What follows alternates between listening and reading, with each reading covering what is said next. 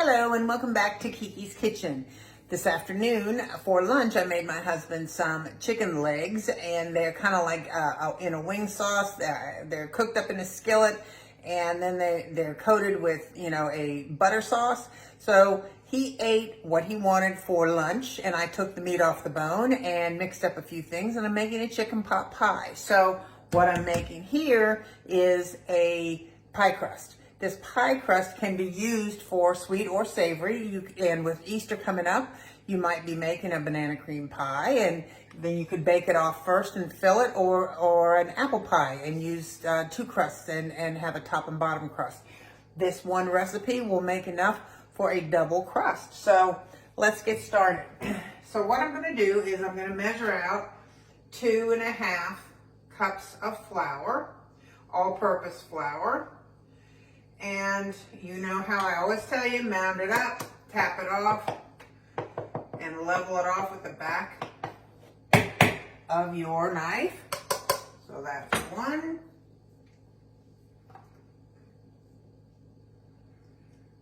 And 2.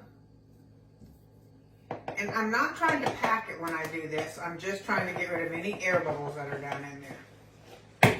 So that's 2.5. Don't reach down in there and fill your measuring cup. Use something else, because you will pack it then, and then you will have a dense product, whether it's a cake or dough or bread or whatever. So there we go. We've got 2.5 cups of flour.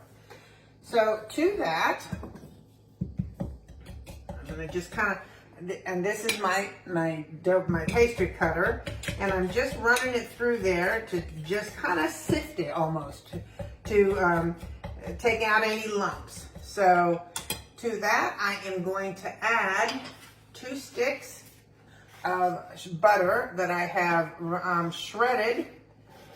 You can do it in you can do this in a food processor actually, but my food processor is outside and it's big and heavy, and I don't feel like driving it.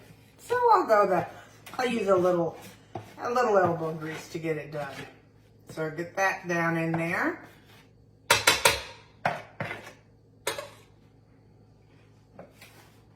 You can add a teaspoon of sugar. And then I'm going to add a tablespoon of white vinegar. But I want to get this kind of mixed in first. So I'm going to just start cutting it with my pastry cutter. I'm wearing it, apparently.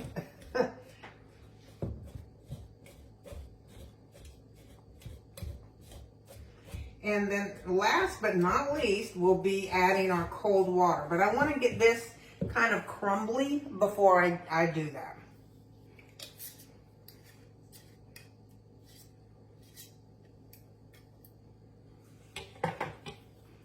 So you just kind of keep going back and forth with it, and it will cut into the dough perfectly, or into the flour.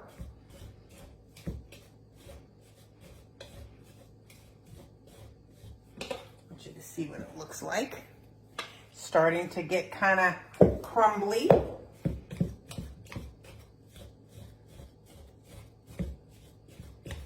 As the flour incorporates into the butter. So now I am going to add a tablespoon of white vinegar.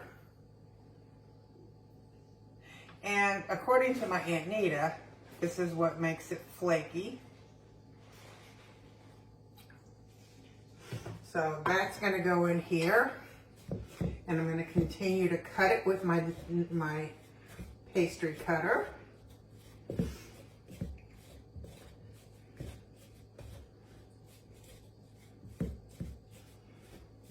And as you can see, it's starting to get, you probably can't see, but give me a second and I'll let you see. It's starting to get more kind of like incorporated, kind of pea size. It's coming together. And now we're gonna add some ice cold water to it. And we're gonna do that by tablespoon. So I have water right here in a bowl. You can see that. If I can see it, you can see it. And I'm going to add a tablespoon at a time until my dough comes together. So there's one.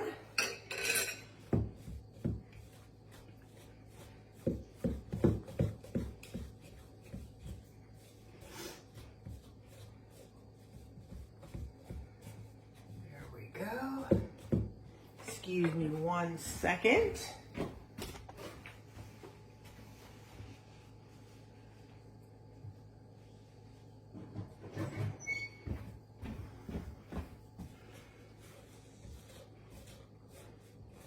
And it's really coming together. You can,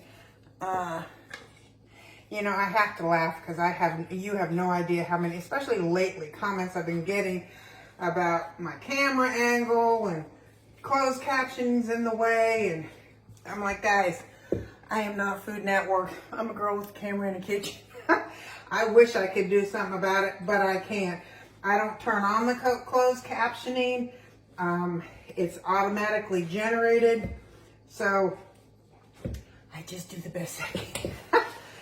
So, and most of the time, you need to tap your screen to make sure that you have the full screen open, because I promise you, I do preview every single one of these things long before they go out to you, to make sure that you can see everything.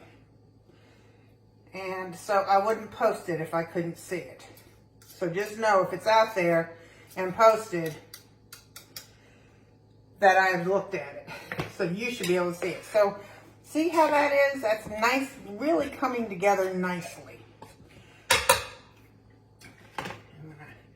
Yep. So once you can hold it together with your hands, there's a little bit in the bottom, but it's going to come together beautifully. So I'm going to put a little bit of flour on my surface, just so it has some place to go, not to stick. Rub that around, and a little bit on my hands, just a little bit. And then I am going to start kneading it with my fingers a little bit here.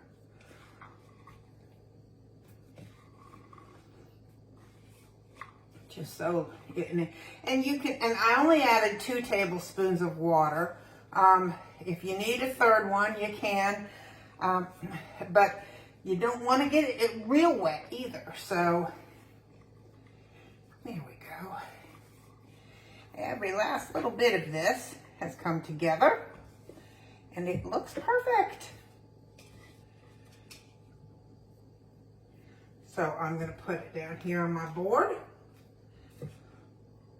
And I'm actually going to cut it in 2, because I'm going to make the bottom piece a little bit bigger than the top piece to fit in my pan a little bit easier. But that is just perfect. Make it a disc.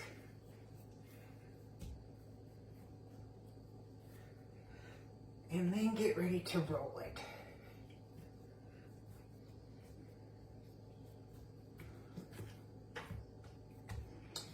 Do the same with this guy.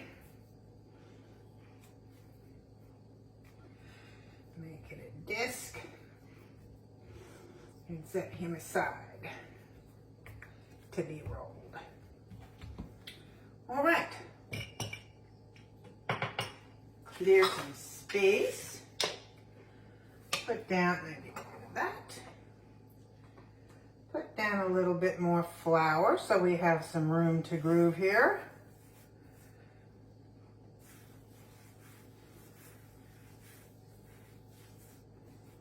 There we go. Start by, and I want to flour my pin just a little bit. you know, I have a couple of rolling pins, and this one is probably my favorite. And years and years ago, my friend Beth, her mama passed away, and I went to her house with her to help her kind of just shoring up the edges, guys. Kind of go through some of that stuff, and she was kind enough to share some of her mama's kitchen stuff with me because she knew of all of her friends I'd probably value, and I have everything she ever gave me out of that kitchen to this day.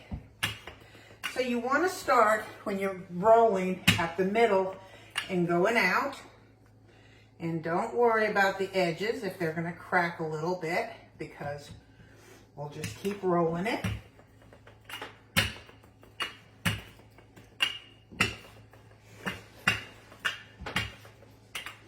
I'm going to push this up a little bit so that I don't have to have it all over the floor. Have it a little too close to the side. Well, I'm going to defeat my purpose.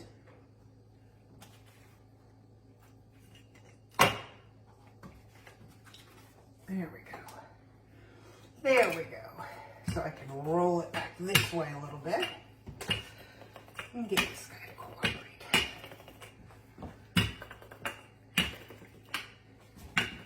Now, to tell you the truth, if I was doing this, if I was doing this for a deep dish pie, I would use all of this one crust for the bottom, because go back here. Because a deep dish, this is for a regular size pie pan, what I have here. So I'm going to pick this up and kind of walk it off. And anything that cracks, don't worry. You can splice it back together. Put it over my pie pan.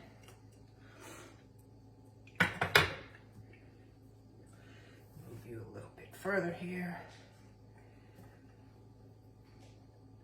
And kind of get you around in here.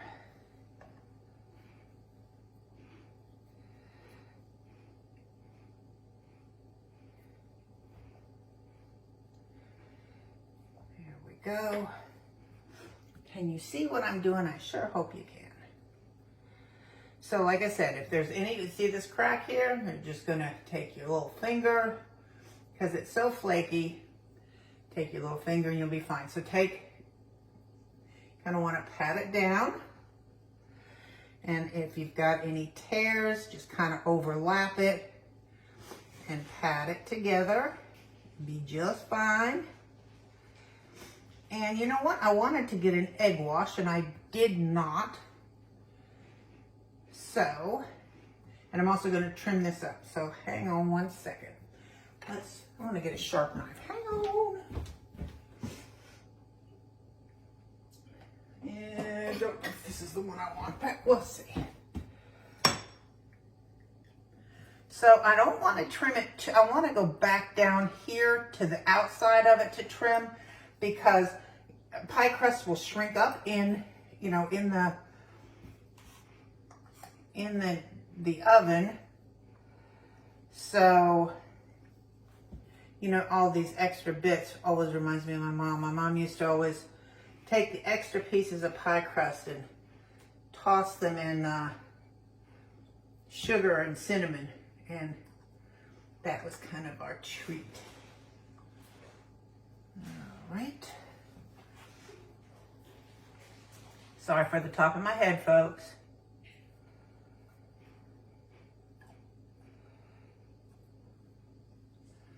All right. Now, here's the part that I have never been able to do. I cannot flute a crust. I just can't do it, y'all. I want to do it.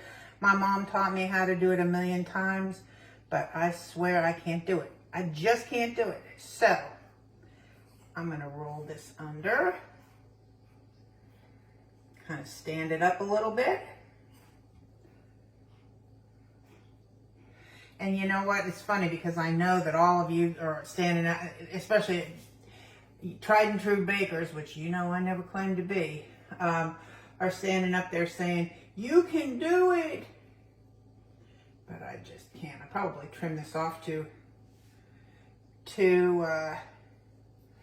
close to be able to stand it. Maybe I had half a chance if I would have left it. But anyway, that is what I'm doing to it right there.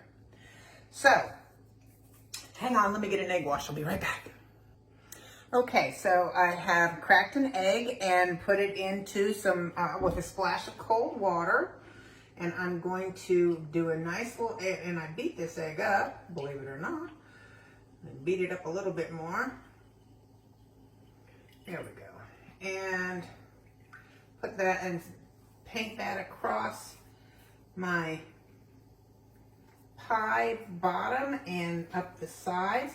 Now, if I was going to be making, for instance, a filled pie like a banana cream, like a cream pie, I would want to bake this off first. And when I would do that, I would make sure I pricked holes in the sides and the bottom of this so that it didn't, because if you don't do that when you're doing it uncovered, then it will bubble up in the middle. A lot of times I use just lentils and put lentils in the bottom with a piece of parchment paper so it holds it down, especially if I'm making it for like a fruit pie or something.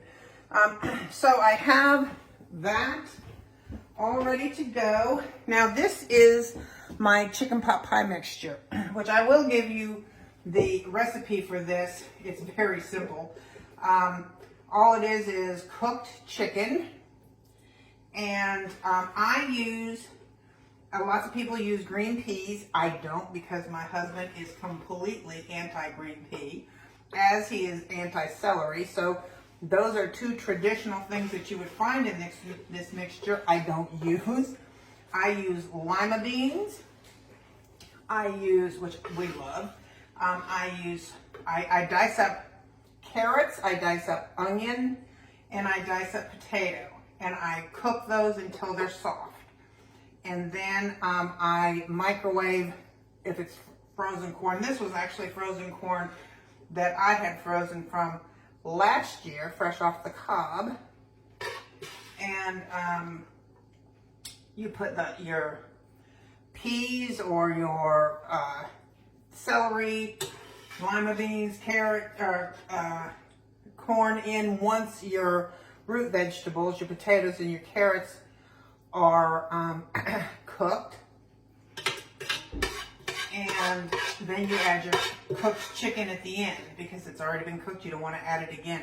Again, this is a dark meat chicken because that's what we like, but you can certainly use white meat chicken. And I'm just kind of spreading that all out so it's even.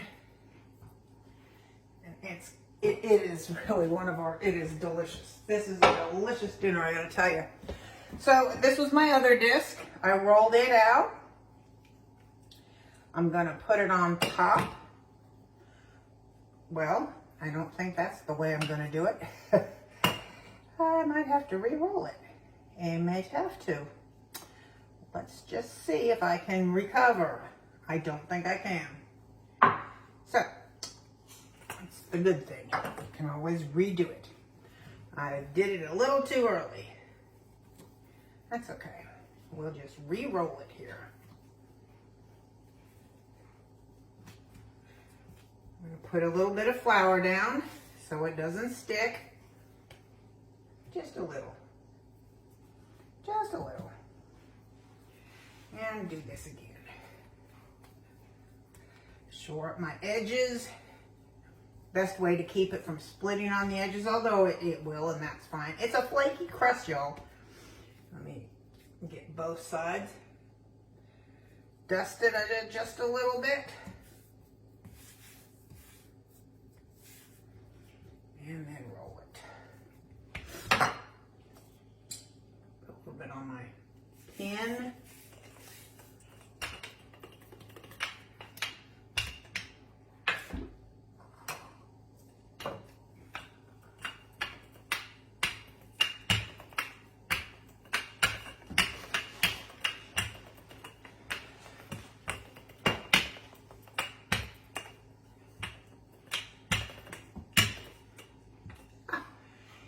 Seriously. You know, I was online the other day, and I saw this lady that had this kitchen that was, oh my God, cathedral ceilings. I mean, it was an awesome, awesome kitchen. And I thought, really? My guess is with a kitchen like that, they don't even cook. All right, much better, much better. Now, let's see if we can pick it up. Roll it back. Sorry for the top of my head. You see that more than you see anything else. I know you do. All right. Here we go.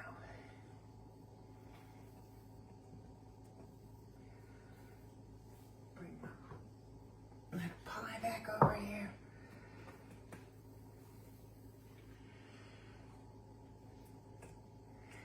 There we go. No harm, no foul. So now what I want to do is I want to just crimp my edges together.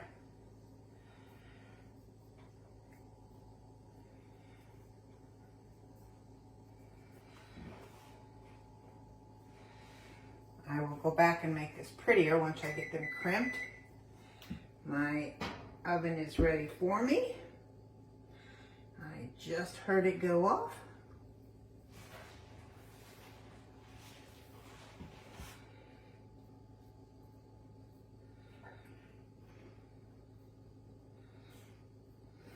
Mom, oh mama, my mama did truly try to teach me how to do this. I just was a failure at doing the crimped edges and making them pretty. Half the time I use a fork.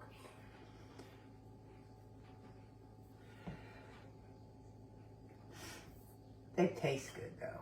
That's the important part, right?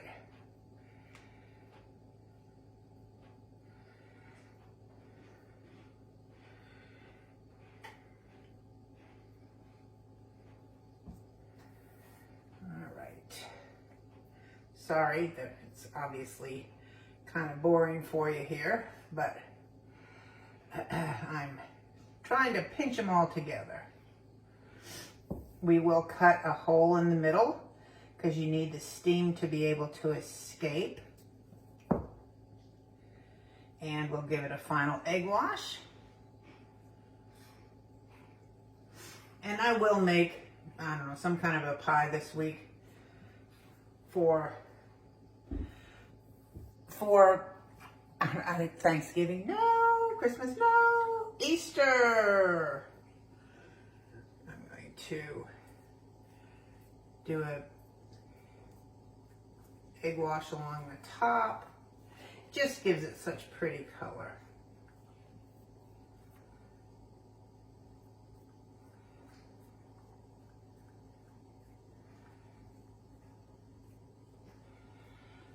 All over. Now, if I was doing a sweet pie, strawberry pie or banana cream, I got to make a coconut cream pie last week. I was very excited.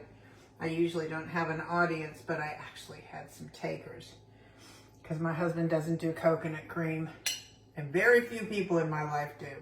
Now, if I'm in Charleston, I got my girls down there that will eat it. But, all right, that looks perfect. I'm going to take my knife and I'm going to cut a little hole here. And let's just do a little diamond thing.